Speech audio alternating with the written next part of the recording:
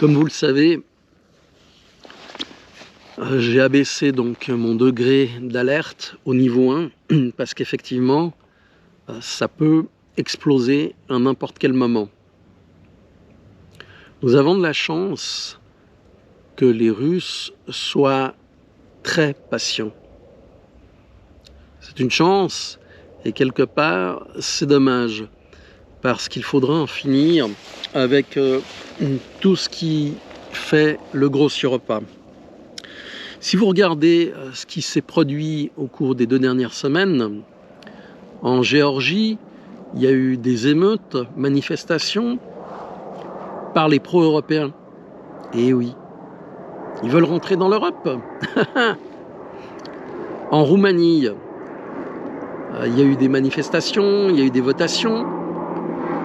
Les communistes ont gagné, qui sont absolument contre l'Europe. Eh bien, le gouvernement a déclaré que les élections avaient été truquées par la Russie. Elles ont été annulées. Une fois de plus, on prend le contrôle. Je vous rappelle quand même que M. Sarkozy avait fait passer le traité de Maastricht, alors que ce dernier avait été refusé par le peuple français. En Moldavie, à nouveau, les pro-russes, les anciens communistes, ont gagné les élections aussi, et il y a eu un changement dans les chiffres. C'est à nouveau les pro-européens qui ont prétendument gagné. On est dans une inversion des valeurs, une modification de tout ce qui est rapprochement avec la Russie, et il ne faut pas se leurrer. À un moment donné, ça va mal se finir parce que c'est logique. Il y avait le mur de Berlin qui est tombé, il y avait le bloc Est, le bloc Ouest.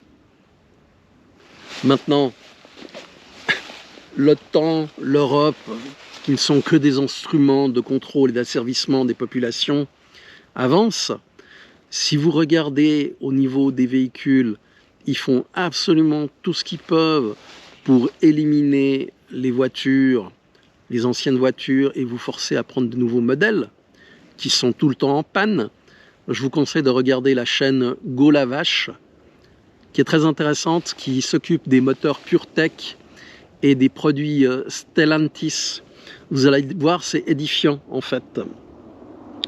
Et donc, on veut éliminer des produits qui fonctionnent bien pour vous vendre à la place à crédit de la merde qui, elle, va tomber en panne, qui va vous tenir captif, pour laquelle vous allez devoir dépenser de l'argent, un argent que vous n'aurez pas forcément.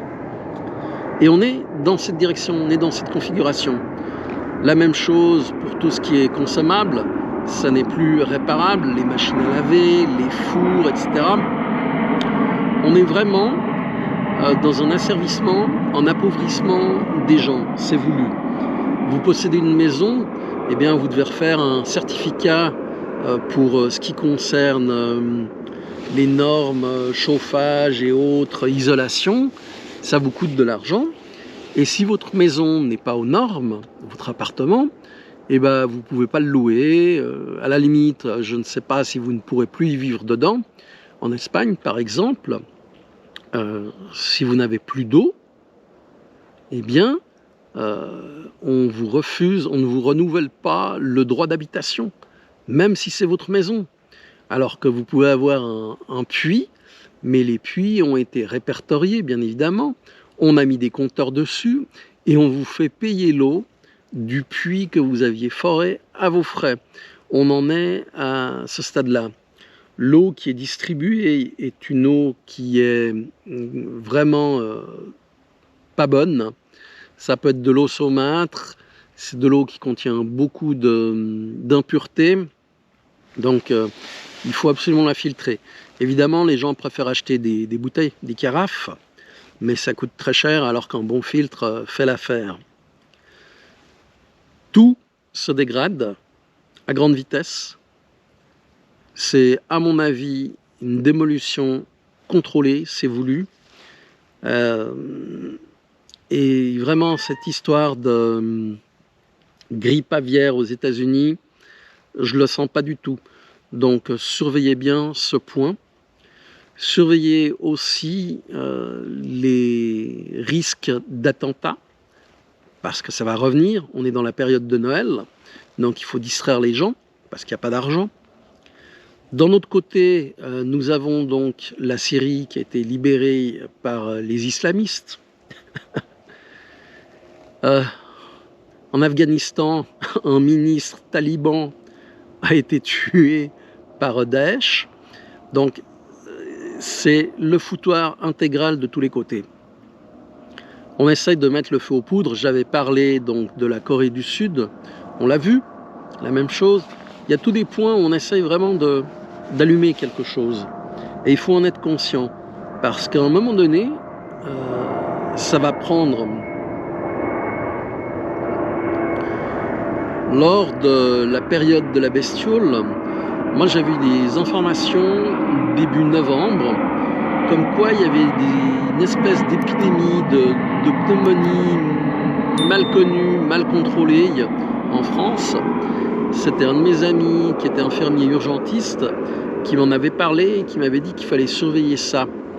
Or, il y avait eu des points à plusieurs endroits de la planète, comme ça, et ça correspondait typiquement à ce qu'on appelle un ensemencement. On prend des souches différentes et on les balance pour voir celle qui va prendre le mieux, pour l'utiliser après à Wuhan, bien évidemment, et que la bestiole fasse ce qu'elle a fait. Donc, à surveiller. À surveiller aussi, voir si on va nous mettre en place à nouveau des arrestations domiciliaires avec des pic-pic et puis des jolis carrés codes à disposition, parce que c'est une possibilité.